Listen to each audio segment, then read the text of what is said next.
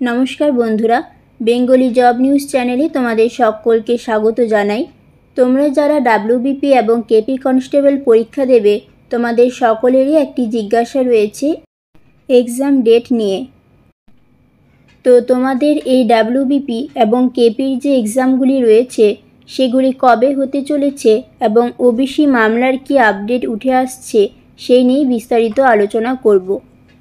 তো তোমাদের প্রথমেই বলে রাখি, তোমরা অনেক জায়গায় শুনছো যে কেপি কনস্টেবল এবং লেডি কনস্টেবলের এক্সাম সেটি নাকি 22শে ডিসেম্বর 2024-এ হতে চলেছে।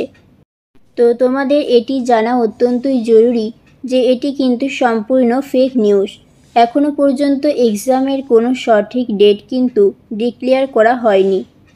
তো তোমাদের যে কারণে এই এক্সামগুলি ডিলে হচ্ছে সেটি হলো ওবিসির যে কেসটি রয়েছে মূলত সেটির জন্য। তো দেখো, ওবিসি এই কেসটি সলভ না করে যদি তোমাদের এক্সামগুলি নেওয়া হয় সেক্ষেত্রে তোমাদের পরবর্তীকালে চাকরি নিয়ে নানা রকম সমস্যা দেখা দেবে।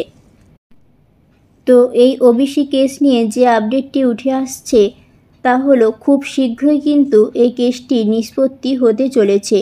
তবে পুজোর আগে কিন্তু কোনো এক্সাম তোমাদের হবে না। পুজো, কালী পুজো শেষ হলে অর্থাৎ নভেম্বর ডিসেম্বর মাস নাগাদ তোমাদের কেপির যে কনস্টেবল এবং লেডি কনস্টেবলের এক্সাম সেটি সবার আগে হবার সম্ভাবনা রয়েছে। আর কেপি এক্সাম হবার ঠিক 1 থেকে 1.5 মাসের মধ্যেই তোমাদের ডাব্লিউবিপির যে মেন এক্সাম সেটি হয়ে যাবে। তো তোমরা এখন সকলেই জানো যে ডাব্লিউবিপিতে একটি 85 নম্বরের পরীক্ষা হবে, যেটি হচ্ছে তোমাদের মেন এক্সাম।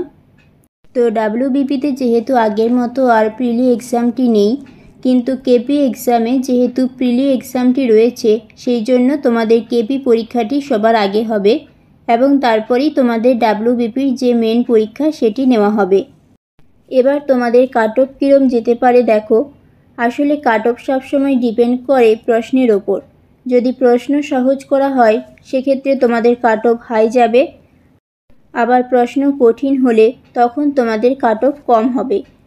তবে আমরা একটি সেফ স্কোর বলতেই পারি, যার কাছাকাছি তোমরা নম্বর পেলে তোমাদের কোশ্চেন সহজ কঠিন যাই আসুক না কেন তোমরা পরীক্ষায় পাশ করে যাবে এবং সহজেই চাকরিটি পেয়ে যাবে। তো তোমরা সবাই চেষ্টা করবে 55 থেকে 60-এর মধ্যে যারা তোমরা জেনারেল রয়েছো তারা এই নাম্বারটি রাখার। আর যারা তোমরা এসসি এবং এসটি কাস্ট রয়েছো তোমরা 50 থেকে 55-এর মধ্যে থাকলেই তোমরা সেফ স্কোরে থাকবে। তোমাদের পরবর্তী আরেকটি ভিডিওতে কাট অফ নিয়ে বিস্তারিত আলোচনা করে দেব। আর তোমরা যারা ডাব্লিউবিপি এসআইয়ের পরীক্ষা দিতে চলেছো তো তোমাদের বলে রাখি, যত সম্ভব এই ডাব্লিউবিপি এসআইয়ের এক্সামটি হতে একটু দেরি হবার সম্ভাবনা রয়েছে। তো তোমরা সবাই প্রিপারেশন নাও, ভালো মতোই তোমাদের এক্সাম হবে। তো আজ ভিডিওটি এই পর্যন্তই। তো ভিডিওটি ভালো লাগলে অবশ্যই লাইক, কমেন্ট, শেয়ার এবং চ্যানেলটিকে সাবস্ক্রাইব করে দিও। ধন্যবাদ।